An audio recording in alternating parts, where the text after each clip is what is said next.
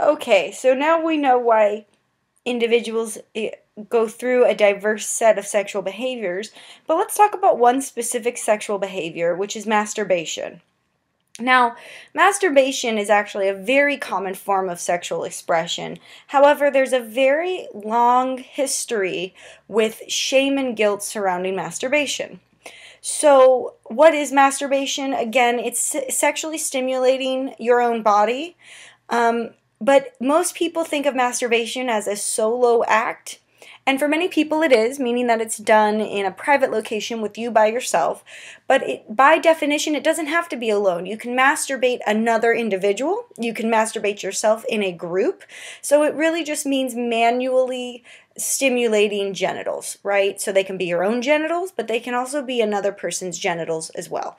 However, most of the time when we talk about masturbation, we're talking about solo masturbation, which is the form in which you masturbate yourself. You touch your own genitals for pleasurable reasons.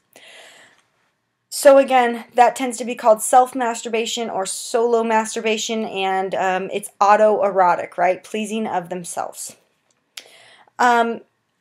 And I should actually correct myself. I said that it's done with the hand, and many times it is, but there are other ways in which you can masturbate, which would be vibrators, pillows, water faucets. Believe it or not, women actually have more diverse masturbation techniques than men. So it doesn't necessarily have to be your hand, but it is some sort of stimulation done solo, if we're talking about solo masturbation. Okay, as I said, negative attitudes toward masturbation still exist in our own society, but it's actually decreased a bit. So if you talk about the Victorian era, it was definitely considered disgusting and amoral to touch yourself for sexual reasons.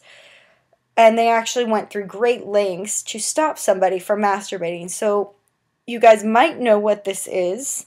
This is actually an anti-masturbation chastity belt. So you can see here and here, you would put a belt around your waist and it would lock here and here, and typically one up here, so it would look somewhat like a jock strap or something, and you would put this on, and it's supposed to stop you from being able to masturbate, and also, of course, even to be able to get erect.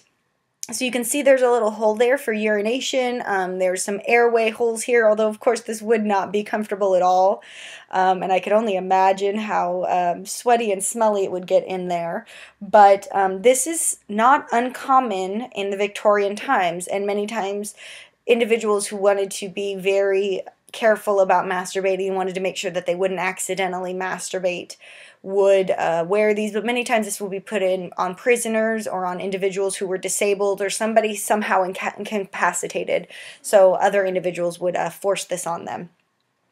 And of course, this seems rather extreme today for many of us, especially those of you who are probably taking my course, but it's still not considered really acceptable for individuals to discuss masturbation, or in some areas of the world to even masturbate.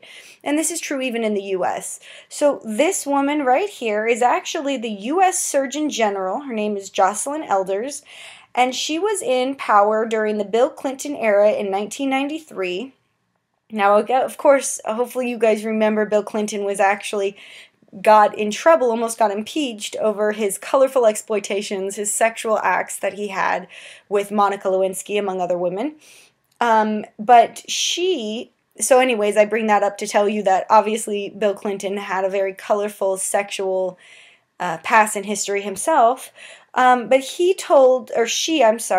Jocelyn Elders told the people, the general public, that masturbation should be taught in schools instead of abstinence-only programs. The idea being that if you teach individuals that it's okay to have these feelings of sexuality, but it's better to practice solo acts than it is to have abstinence-only or intercourse, that maybe this would decrease the rates of unwanted pregnancies and STDs. She actually got fired for saying this. She got fired from her job for just stating that maybe masturbation should be taught in schools. So again, that's that dreaded N word if you read at the top.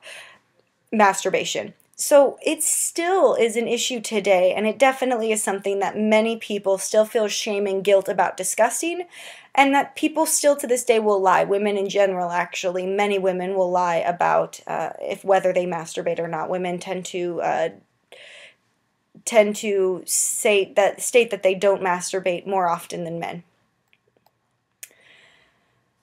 Okay. But like I said, even though it's shamed and guilted, it is actually a pretty common form of sexual expression. A vast majority of men do it, and as I showed you in those statistics, a majority of women do it as well. But there are many aspects which correlate with the amount of guilt a person will feel for masturbation. So things like age, partner status, religion, education, all affect how guilty people will feel about masturbation. So, again, I said this earlier, women actually use more diverse techniques in masturbation than men. I like bringing this up because the kind of old adage is that men are always overly sexualized, men want more sex, men want more types of sex, and women are always the one who don't. And here's an example where that is not the case, that women actually have more diverse techniques than men. Gay people tend to masturbate more than heterosexuals. There might be few reasons why. One of the reasons why they think that gay people might masturbate more than heterosexuals is first that they might have more autoeroticism. So, for example, if you're a female that masturbates who's heterosexual, you're not turned on necessarily by your own body. So you would prefer a man's body when you're thinking about sexual activity, but you have a woman's body. Well, say for example, a gay woman might be turned on by her body because these are the same body parts that she finds erotic. So there's more of an erotic aspect to her own body. Another possibility for why this is that they might just feel less morally guilty about masturbation, because the same people who are likely to tell them that masturbation is amoral and disgusting and should not be conducted are likely the same individuals who are also going to tell these people that being homosexual is amoral and disgusting and you shouldn't do it. So they might feel like, well, I've already sinned, so to speak, or I've already displeased these individuals, so whether I masturbate or not, they're probably still going to look at me badly. And so they might actually be so extreme, saying, you know, I'm so against the moral outrage that I get for being gay, I also am going to reject that masturbation should make me feel guilty in some way. And then, of course, there are different cultures, and they have varying attitudes about masturbation. Some are far stricter than ours, and then some are far more liberal than ours.